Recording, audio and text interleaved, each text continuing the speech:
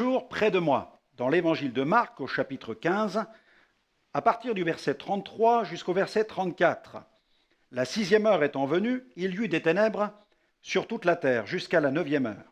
Et à la 9e heure, Jésus s'écria d'une voix forte, Eloi, Eloi, lama sabachthani, ce qui signifie mon Dieu, pourquoi m'as-tu abandonné?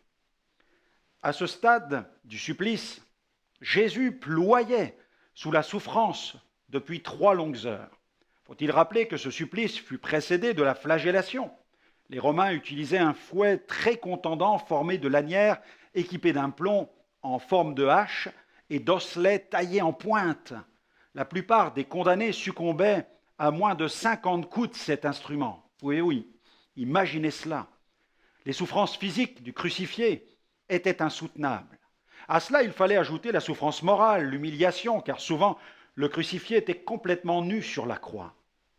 Jésus traversa seul ce baptême de souffrance. Excepté Jean, sa mère et quelques femmes, aucun des autres disciples ne fut capable de soutenir Jésus dans cette terrible épreuve. Il avait averti ses disciples. Dans Marc 14, verset 27, on peut lire « Vous serez tous scandalisés, car il est écrit « Je frapperai le berger, et les brebis seront dispersées. » Et puis Jésus connut une souffrance spirituelle unique, car en acceptant d'être fait péché pour nous, de subir le châtiment divin, Jésus accepta d'être séparé de son Père. Jésus porta sur lui le poids du péché de l'humanité. Mais il était le seul qui soit capable d'accomplir une telle œuvre. Jésus est l'agneau de Dieu, sans défaut et sans tache. Le prophète Ésaïe, dans le chapitre 53, au verset 8, évoque ces instants qui furent d'une terrible intensité pour Jésus. Il s'agit d'une prophétie.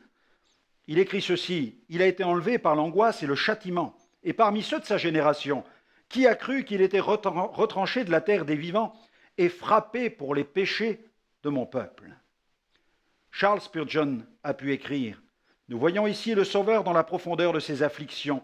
Nulle part ailleurs il n'est de démonstration de souffrance comme au calvaire. Et aucun autre moment au calvaire, son agonie n'est autant à son comble que lorsqu'il s'écria « Mon Dieu, pourquoi m'as-tu abandonné ?» À ce moment précis, à la faiblesse physique s'ajoutait une torture morale aiguë, provenant de la honte et de l'ignominie à travers lesquelles il avait à passer. Il a souffert une agonie spirituelle surpassant toute expression, résultant du départ de la présence de son Père. Ceci était le minuit des ténèbres de l'horreur. C'était là qu'il descendit dans l'abîme de la souffrance.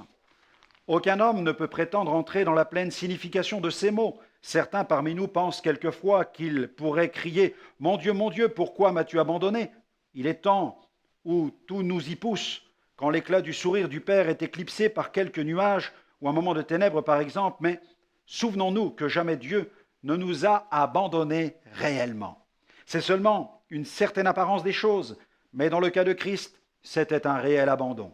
Mais nous souffrons d'un retrait momentané, de courte durée, de l'amour de notre Père, mais ce réel éloignement de la face de Dieu de son Fils, qui mesurera quelle en fut la profondeur et l'agonie que cela lui causa.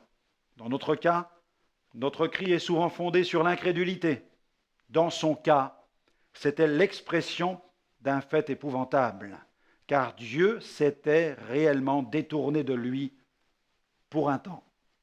J'aimerais vous recommander cette prière aujourd'hui.